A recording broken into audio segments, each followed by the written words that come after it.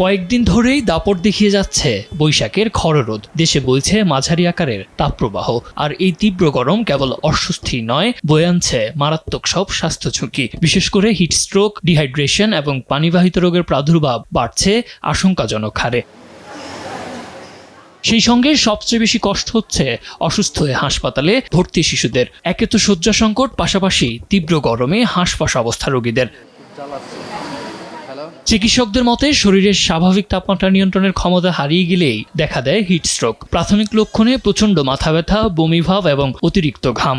যখন দেখা যাচ্ছে যে তাপমাত্রা 33 বা 34, কিন্তু অনুভব করার জন্য ফিল লাইক যদি হয় 38, 39 বা 40 এবং তীব্র ঘাম হয়, তখনও কিন্তু হিট স্ট্রোক হতে পারে।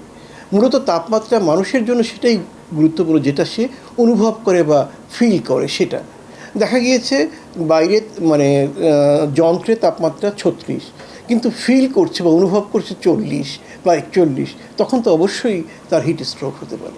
এ সময় তৃষ্ণা মেটাতে রাস্তার ধারের অস্বাস্থ্যকর শরবত বা খোলা পানীয় এড়িয়ে চলার পরামর্শ দিচ্ছেন বিশেষজ্ঞরা।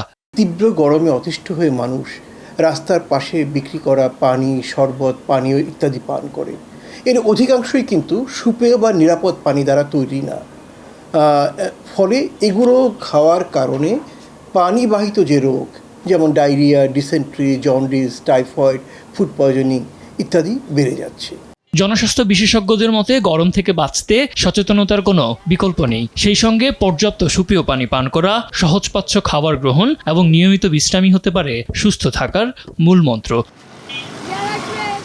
সাদ আহমেদ, দেশ টিভি, ঢাকা।